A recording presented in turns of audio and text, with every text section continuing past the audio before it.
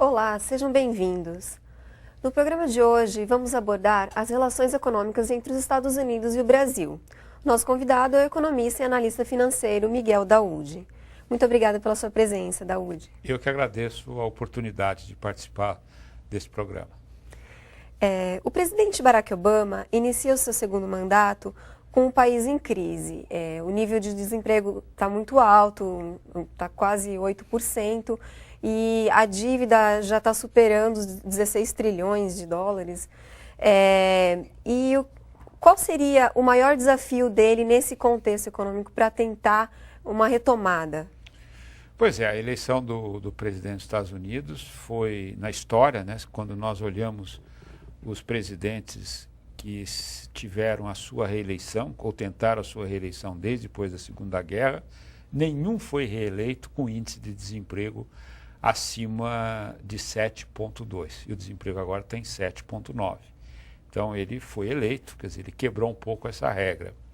Mas os maiores desafios que o presidente dos Estados Unidos, Barack Obama, terá é a questão das contas públicas, como você coloca. Agora, no final do ano, tem o famoso abismo fiscal. O que significa isso? No passado, foi negociado com o Congresso dispositivos em que, se não tivesse solução à questão da dívida, automaticamente os impostos que foram reduzidos voltariam à normalidade e automaticamente seriam cortados gastos do governo. Sobre o aspecto da dívida que você colocou de 16 a 17 trilhões, é ótimo, porque se você aumenta os impostos e corta os gastos, você coloca a dívida numa trajetória.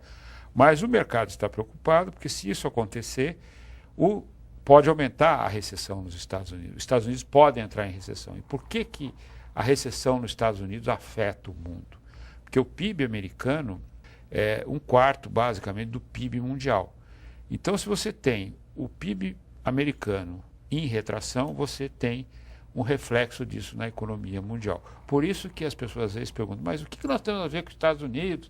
Acontecem as coisas lá, por que nós vamos sofrer? É exatamente por isso, porque o peso econômico dos Estados Unidos na economia mundial é muito grande e isso acaba tendo reflexo em todo o país. Então o desafio dele é essa questão do desemprego, que ele tem que melhorar, tem que negociar com o Congresso, que não é a maioria democrata, é republicano, a não ser no Senado, né? A Câmara dos Deputados são republicanos, no Senado os democratas.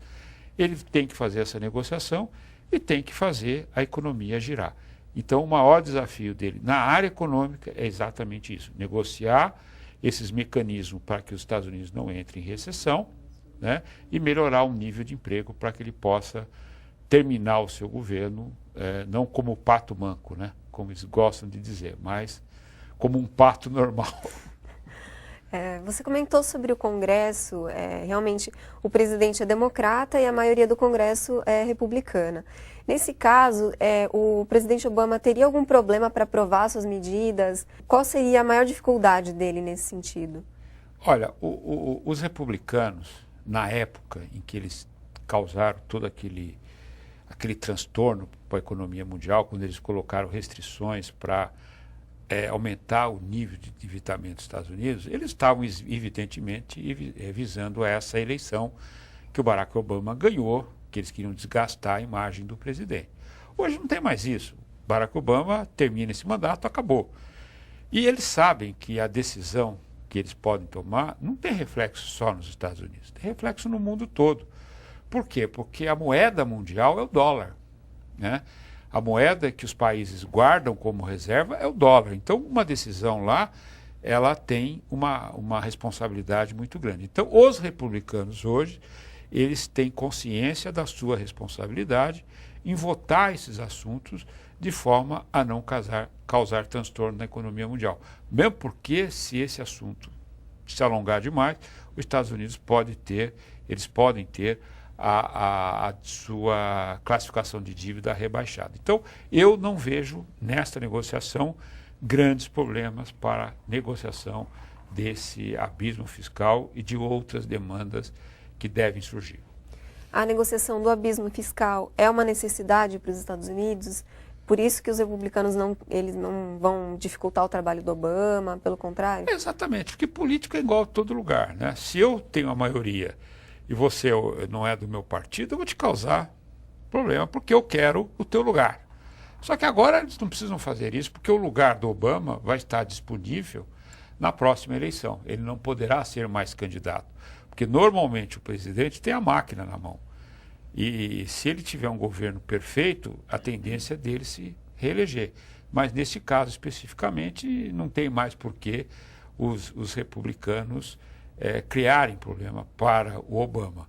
Mesmo eles poderiam até ajudar o Obama, que eles teriam uma simpatia maior dos eleitores americanos na próxima eleição. Então, não vejo que isso possa causar problemas. Os Estados Unidos, eles têm uma história de uma espécie de revezamento entre os partidos, né? Normalmente o presidente se reelege, mas na eleição seguinte o outro partido acaba entrando. O candidato republicano, nesse caso, o Mitt Romney, ele conseguiu uma votação bem próxima do Obama nessa eleição. Isso quer dizer que os republicanos eles estão mesmo partindo para essa retomada do governo no próximo, depois que o Obama terminar o... Sim, eles vão querer. Né, mas você colocou uma coisa importante, a questão do sistema eleitoral nos Estados Unidos. Muitas vezes, a maioria de votos da população não significa que o presidente que teve essa maioria será o presidente. Porque lá você tem os colégios. Né? Então, cada estado define os seus delegados. E, normalmente, os delegados têm liberdade de votar em quem eles quiserem, independente de qualquer coisa. Só que tem estados como Ohio que tem tradição.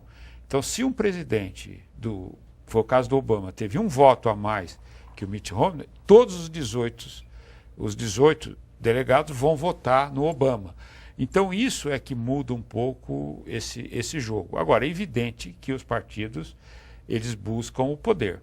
Quer dizer, cada um com a sua característica. Os republicanos, eles gostam da guerra, porque eles são apoiados pela indústria da guerra. Eles querem áreas no Oriente Médio, porque eles eles têm indústrias de petróleo.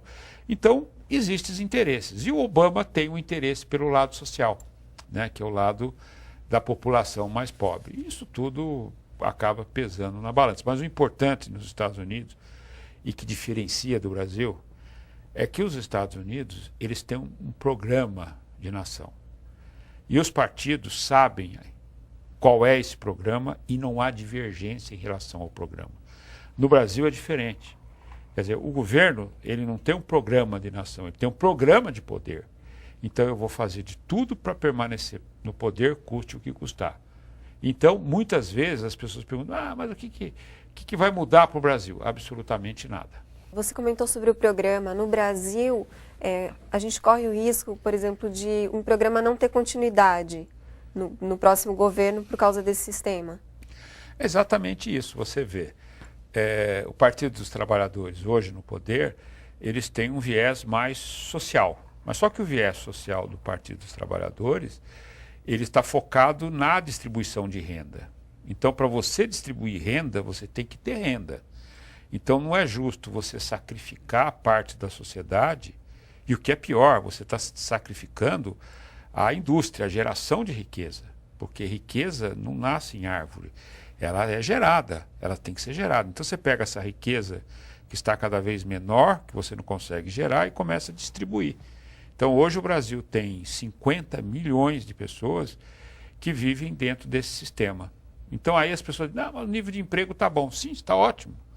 Está ótimo porque as pessoas não estão procurando emprego, porque estão sendo beneficiadas pela rede de proteção social. Então, a rede de proteção social, ela tem que ter um caráter temporário, de socorro, mas você tem que fazer com que o país invista em educação, invista em infraestrutura, para que a riqueza seja gerada e todos possam participar da riqueza pelo seu trabalho e não pela distribuição de renda daqueles que produzem. Falando do Brasil, o ministro da Fazenda, Guido Mantega, ele comentou, depois da reeleição do presidente Obama, que isso era uma coisa positiva para o Brasil, que as estratégias dos democratas estão alinhadas às do governo brasileiro, né? Você concorda com isso? Você acha que realmente elas têm alguma semelhança? Olha, eu não concordo muito, porque eu acho que o ministro Guido Mantega, ele faz o jogo do poder. Eu acho que o Brasil, os problemas que o Brasil tem, são gerados aqui mesmo. Não existe, os republicanos, se nós formos analisar, eles trouxeram mais problemas para o Brasil do que os democratas. Então o que o ministro está dizendo é o seguinte, ele está jogando um factoide para tentar justificar sua incompetência em relação à condução da política econômica. Se eu não sou um bom gestor ou eu estou com intenções de poder, eu posso dizer, olha, para mim é melhor, para mim é pior. Mas os nossos problemas não estão nos Estados Unidos, estão em nós mesmos. Nós não conseguimos equacionar o nosso país. E o Brasil é um país fantástico. É a quarta economia do mundo, a sétima economia do mundo. Estamos entre o quinto e o quarto país com maior população, uma extensão territorial monstruosa. Nós temos aqui as 4 estações do ano bem definidas, portanto, nós temos condições de produzir. Agora, o que nós não podemos é imputar a terceiros a nossa incompetência. Você comentou sobre as possibilidades do Brasil, todas essas vantagens que a gente tem, que poderiam ser melhor exploradas. Uma das questões que a gente gostaria de abordar no próximo bloco tem a ver com um desenvolvimento, tem a ver com o crescimento de países como o Brasil, todos os integrantes do BRICS, e também até muitos países asiáticos, enfim, que têm chances de estar crescendo nessa economia mundial. Então, no próximo bloco, a gente vai discutir isso e continuar conversando com o nosso convidado, o economista e analista financeiro, Miguel Daoud.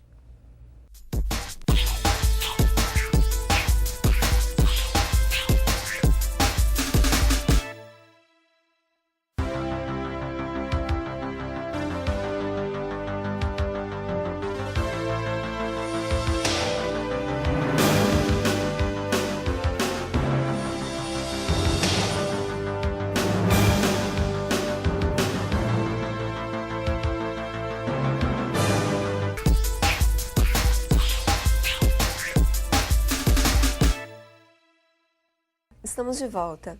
Hoje recebemos o economista e analista financeiro Miguel Daoud para falar sobre as relações econômicas entre o Brasil e os Estados Unidos. Os norte-americanos reelegeram Barack Obama para a presidência num contexto de recuperação econômica e uma necessidade de ações para que o país retome uma imagem positiva diante do resto do mundo. Mas o que esperar da continuidade da gestão Obama? De que forma a escolha norte-americana pode impactar a economia brasileira? Daoud, a gente conversou sobre o BRICS. O Brasil, ele tem alguma chance de crescer nesse mercado econômico, de aparecer, de se tornar uma potência mundial? Olha, tem tudo para isso, né? Mas recentemente algumas análises feitas por consultorias internacionais mostram que as deficiências estruturais do Brasil dificilmente farão com que o país tenha um crescimento de destaque na economia mundial.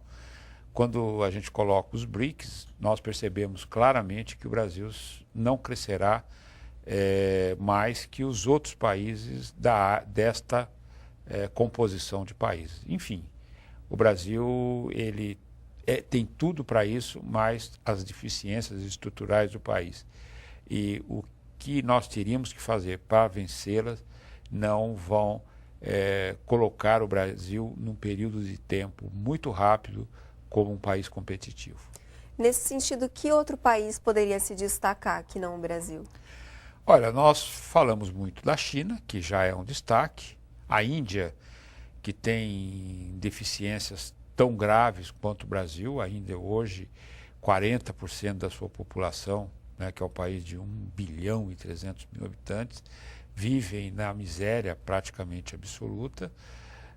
A Rússia, que estaria dentro dessa composição, é o país onde a corrupção ela acaba perturbando, né, muito o crescimento. A África do Sul, né, que agora entrou na relação dos BRICS, que vem crescendo.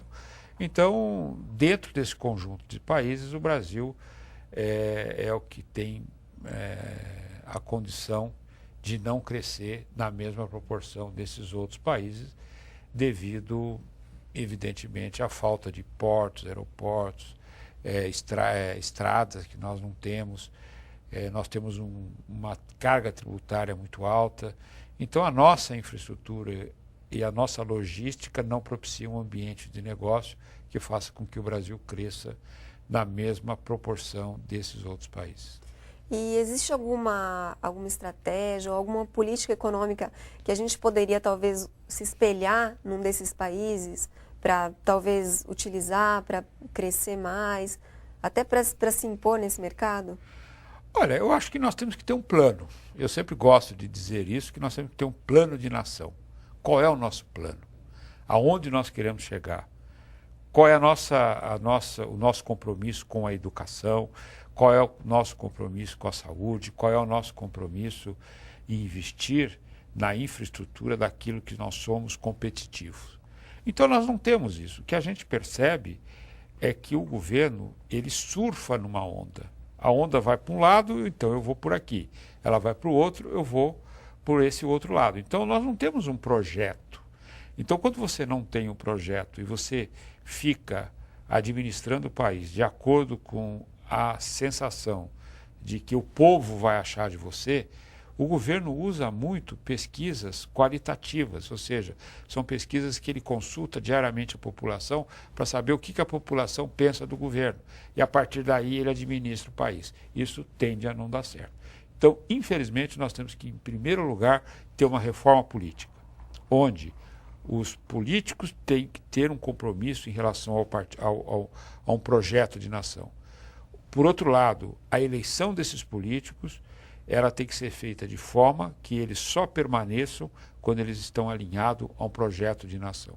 Fazendo a reforma política, você faz a reforma da federação. O que é a reforma da federação? Atribuir ao governo federal, aos governos estaduais e municipais, o que eles devem fazer, com que dinheiro devem fazer. Então você constrói um arcabouço econômico, jurídico e legal para que nós tenhamos, então, o compromisso de buscar um projeto de nação. Nós não temos um plano nacional de desenvolvimento. O que nós queremos fazer? Nós não sabemos. Com relação aos produtos, eu tenho um dado aqui do Global Trade Information Services que diz que, pelo menos os principais produtos que são exportados para os Estados Unidos são petróleo, partes automotivas, produtos eletrônicos, eletroeletrônicos. O que isso quer dizer com relação ao que a gente está produzindo? A gente tem potencial para outros produtos? Por que a gente só está exportando esses? Nós temos potencial, né? É que até pouco tempo atrás existia um acordo, né, em que os Estados Unidos ele importava de países pobres. E até pouco tempo atrás o Brasil era considerado um país pobre. Então os Estados Unidos davam preferência a importar desses países como forma de você transferir renda via comércio. Como é a solução? Quer dizer, se você tem um país muito pobre, então eu vou comprar de você o que você tem e vou te dar dinheiro, porque com esse dinheiro você vai comprar aquilo que eu produzo, né? Então era uma estrutura que os Estados Unidos tinham. Mas o Brasil perdeu esta condição porque de tanto o governo falar que o Brasil estava rico, que o Brasil ia se tornar o rei da OPEP, que o Brasil, essas coisas todas, então nós perdemos essa condição. E a hora que nós perdemos essas condições, dos 800 produtos que nós exportávamos para os Estados Unidos, nós caímos para 200. Então, quer dizer, nós perdemos muito. Então, hoje, o Brasil é basicamente um exportador de commodities. E commodities, quem ganha? Meia dúzia de grandes produtores. É uma situação... Inclusive, eu queria até pedir para você analisar um pouco o quadro brasileiro nesse ano de 2012 e o que a gente espera para 2013, também considerando o governo do presidente Obama, o que seria esperado entre as relações econômicas dos dois países para os próximos 4 anos? Qual seria uma previsão que você faria? Bom, a previsão que eu faço é com base em dados, né? O programa dos democratas e o programa dos republicanos, ambos os programas não privilegiavam o Brasil em nada. Os democratas venceram. Quer dizer, quando você olha o interesse dos Estados Unidos no Brasil, é praticamente nulo. Quer dizer, os Estados Unidos estariam mais voltados para outros países, né? ou nós criamos a condição de despertar o interesse nos Estados Unidos. Então, pensando na relação bilateral Brasil e Estados Unidos, quer dizer, nós não vamos fazer parte, né, do programa americano de crescimento, de investimento, como um país de sua preferência. Porque hoje o Brasil ele tem uma densidade muito grande, um peso muito grande na América Latina, principalmente na América do Sul, mas o que nós não temos é diplomacia. Eu vou te dar um dado. O Brasil é o maior produtor de café, o maior exportador de café, né?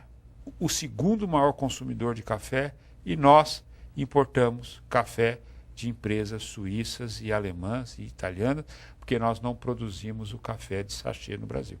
Então você vê, 4 sachêzinhos que você importa é o preço de uma saca de café que nós exportamos. Então essa relação de agregar valor é que nós não temos. Então nós temos que mudar esse foco da nossa política para que a gente traga para o nosso país mais valor agregado. Com relação aos produtos que a gente está importando dos Estados Unidos, você acha que a gente teria alguma chance de estar produzindo isso aqui no Brasil, ao invés de importar, não só dos Estados Unidos, mas de outros países também? Nós teríamos que ter um projeto, né? Na época da do governo militar, o Brasil tinha um programa de nacionalização. Então, vamos construir o metrô, né? Bom, que peças nós temos que importar? Isso, aquilo. Bom, mas então vamos desenvolver aqui no país essas peças que nós estamos importando. Então, a roda do trem, a caixa do trem. Então, eu vou incentivar empresas nacionais a desenvolver essas peças para que eu substitua o que eu estou importando por produção nacional. Então, isso chama-se, um programa de nacionalização. Nós não ouvimos falar em nacionalização no Brasil. Quer dizer, nós não temos um programa. Como é que eu vou substituir um chip da Intel aqui no Brasil? Quem que vai fazer? A Itautec, que monta computador que ela traz da China? Nós não temos tecnologia, não temos investimento em pesquisa. Então, não que eu esteja sendo crítico por ser crítico. Os dados estão aí. E não tem nem previsão disso acontecer? Tem previsão. Não tem previsão. Olha, um chipzinho da Intel, ele vale por 10 toneladas de soja. Então, quando os Estados Unidos exporta um chip, quer dizer, nós precisamos exportar 10 toneladas de soja para ganhar a mesma coisa que os Estados Unidos estão ganhando naquele chip. Então, nós estamos voltando a nossa economia para a época do Império. E nós estamos tendo um relativo sucesso porque os preços das commodities, com a queda do dólar no mercado internacional, elas estão tendo um valor absoluto coincidindo com o consumo da China. Mas isso não é eterno, porque a demanda de consumo de commodity, ela é inelástica, ou seja, ela pode, né, uma hora brecar. Ela não é elástica na mesma proporção do que nós precisamos. Então essas coisas é que muitas vezes nos aflige, porque a gente não vê uma condução do governo nessas áreas para que a gente possa ser independente. Nesse aspecto, a gente precisaria ser mais como os Estados Unidos, né? Nós precisamos ter um projeto. Você sabe que você coloca uma coisa que é interessante? Eu sempre tive dúvida. O Brasil e os Estados Unidos praticamente foram descobertos no mesmo tempo. Foram colonizados no mesmo tempo. Por que os Estados Unidos não são os Estados Unidos e nós somos o Brasil? Porque a colonização americana, ela se deu numa divisão de Calvino, né? Que foram pessoas que foram para os Estados Unidos criar uma nação, né? O Bang Bang lá, que se resolvia tudo ali. Então eu estou resolvendo. E o Brasil não.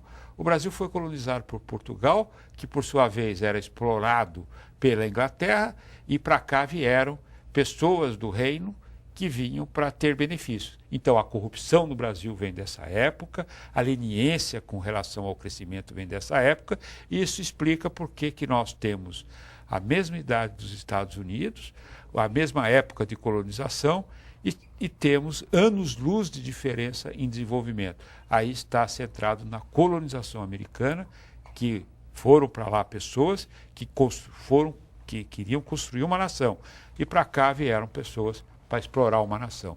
Então, este é o nosso mal. No programa de hoje, falamos sobre a economia norte-americana, sua relação com o Brasil e as perspectivas para o futuro.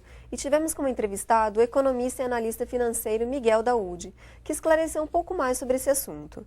Muito obrigada pela sua presença, Daoud. Eu que agradeço a oportunidade. E até a próxima.